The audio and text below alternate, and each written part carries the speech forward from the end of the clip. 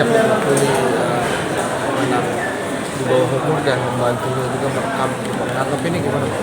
Ya kalau kita dari PIPHI ya untuk pemberantasan acara homoseks kekerasan menanggapinya ini sebenarnya menjadi satu permasalahan yang sudah menjadi penyakit masyarakat.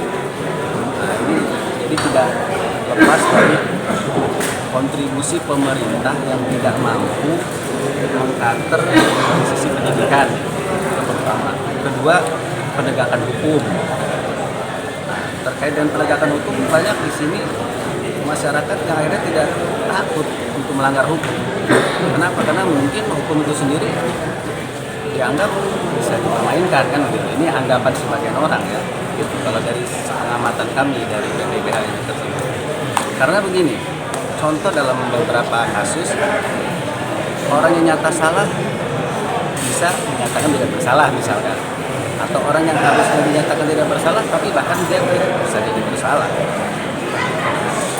Terkait dengan keributannya sendiri itu memang jadi penyakit masyarakat.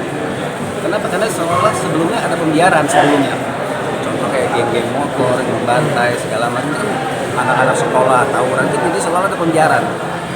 Sebenarnya kalau para penegak hukum itu bertindak tegas, mungkin kami yakin hal-hal seperti ini insya Allah tidak akan terjadi. Kenapa? Karena ada stigma di masyarakat ketika mereka melakukan pelanggaran hukum konsekuensinya jelas. Tetapi ketika konsekuensi itu tidak jelas, nah disinilah menjadi satu istilahnya habit nanti di masyarakat melakukan sesuatu yang melanggar hukum. Jadi kalau saya melihatnya bukan masalah si A dan si B-nya berseteru, kemudian ini berimbas kepada keluarganya dan kemudian kepada hal-hal lainnya, tetapi lebih kepada penegakan hukumnya yang tidak konsisten. Nah, ketika para penegak hukum konsisten dalam hal ini kepolisian, kejaksaan, dan lain sebagainya, termasuk masyarakat, mudah-mudahan hal seperti itu tidak akan terjadi.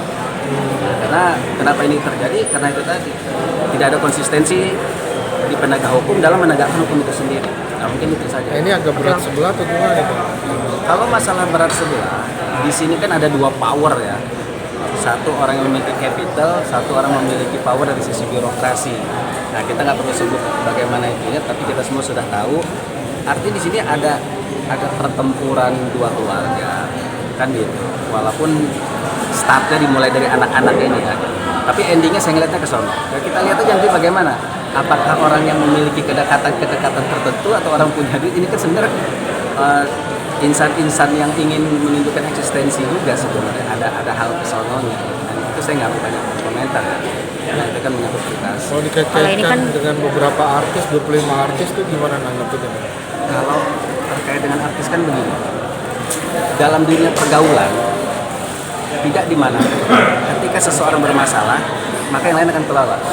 Contoh kayak kita advokat misalnya, ada satu advokat atau terstigmanya ntar advokat yang lain pun jadi. Nah, maka ketika ada figur-figur atau orang yang dalam satu pergaulan terkait dengan artis-artis gitu, maka ketika ini muncul maka pasti akan terkait dengan sendirinya. Tetapi intinya tidak adanya konsistensi dalam penegakan hukum, itu kalau saya melihatnya seperti ini. Oke, di sini kan ada pelaku masih statusnya anak ya, bisa dibilang masih 15 tahun. Nah, sebenarnya kalau dari sisi hukum itu memandang usia 15 tahun itu masih anak atau dewasa atau seperti apa sih Bang? Anak, itu sesuai dengan ketentuan undang-undang itu masuk dalam tindak pidana anak. Maka dalam sidangnya pun harus tertutup dan perlakuannya kan sedikit berbeda. Karena yang harus dia jaga adalah psikologis. Itu yang utamanya. Jadi psikologis dari si pelaku atau korban itu harus dijaga sehingga dia sidangnya harus tertutup. Itu memang udah ketentuannya begitu. Berdasarkan hukum tindak pidana anak ya itu saya rasa majelis hakim dan yang lain-lainnya pasti akan menerapkan hal yang seperti itu. Kalau pihak AG ini kan dia meminta bantuan kepada Komnas Anak untuk menguatkan gitu ya, menguatkan hak-hak anak gitu. Kalau pada akhirnya si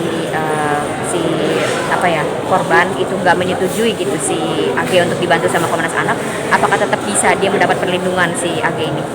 Kalau terkait dengan Komnas Perlindungan Anak itu kan hak setiap warga negara untuk mendapatkan advokasi.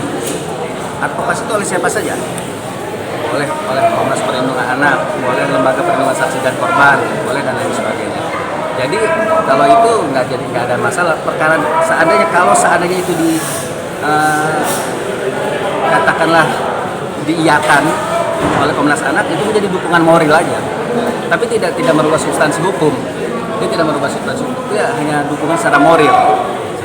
Jadi nggak ada hubungan dengan substansi hukum, nggak ada. Itu mungkin menurut saya, mungkin itu aja cukup ya. Yuk.